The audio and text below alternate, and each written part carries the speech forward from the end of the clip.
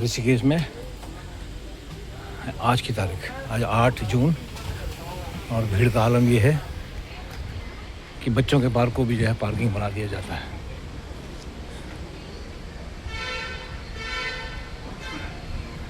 आया तो मैं घूमने था, लेकिन जो है यहाँ घूमने की कोई स्थिति नहीं बन पा रही है।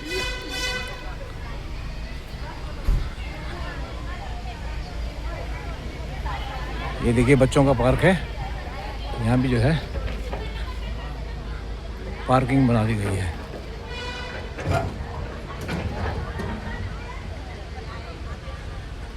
बड़ा स्थिति बहुत ख़राब है।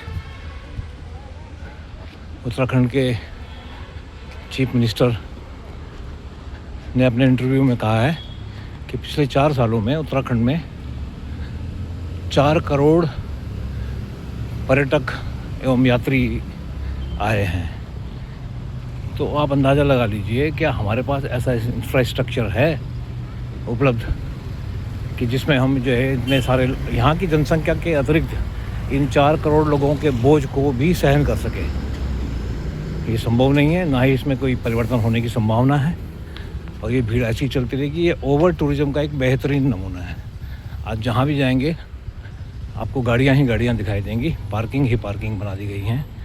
पूरा शहर पार्किंग बन चुका है, सवै भूमि पार्किंग की।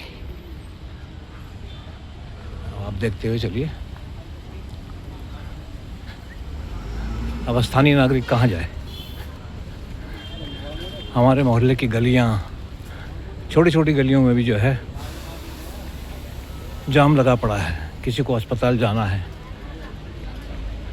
किसी को बाज़ार से सामान लेकर के आना है, तो वो घर से निकलने की स्थिति में ही नहीं है। चलिए आगे आगे दिखाते रहेंगे आपको। ये स्थितियाँ बेकाबू हो चुकी हैं। ये नेशनल हाईवे है,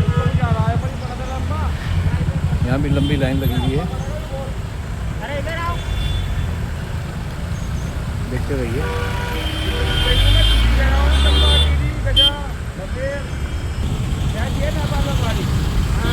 सरकारी आंकड़े बता रहे हैं कि अभी इन 50 दिनों की जो यात्रा सीज़न शुरू हुआ हमारा 22 अप्रैल से, और आज तक यानी कि 52-53 दिन के अंदर अंदर यहाँ 30 लाख से ज़्यादा श्रद्धालु, जिन्हें हम यात्री कह सकते हैं, उनका आगमन हुआ है। बद्रीनाथ, केदारनाथ, यमुनोत्री, गंगोत्री।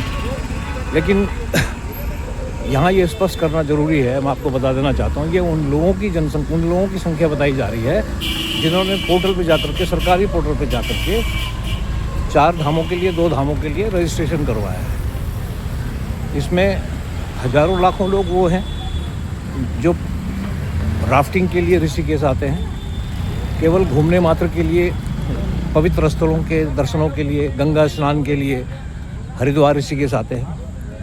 इसमें लाखों लोग वो हैं जो पर्यटन के लिए अपने बच्चों के साथ, परिवार के साथ मसूरी, देहरादून, धनौल्टी और आपका नैनीताल, मुक्तेश्वर, इन जगहों पर आ रहे हैं। इनका कोई रजिस्ट्रेशन नहीं होता। इनकी वास्तविक जो संख्या है वो सरकार के पास भी नहीं है। सरकार के पास केवल वही संख्या है जो रजिस्ट्रेशन की संख्या, जो रजिस्ट्रेशन करवा करके आए हैं लोग। अब आप स्थिति लगा लीजिए कि 4 करोड़ नहीं, यहाँ जो है 10 करोड़ लोग आते हैं। यहाँ का इंफ्रास्ट्रक्चर इतना कमज़ोर है, सीवेज की व्यवस्था, सीवर लाइन सभी जगह नहीं है। आपको याद होगा धराली की आपदा, उसके बाद जोशीमठ में जो पूरा का पूरा शहर जमींदोज होने की नौबत पे आ गया था। वहाँ दरारें पड़ गई थी, मकान धंसने, ज़मीन के अंदर धंसने को तैयार थे। वो इन्हीं कारणों से है, क्योंकि जो सीवेज व्यवस्था है वो पूरी तरह से ठीक नहीं है।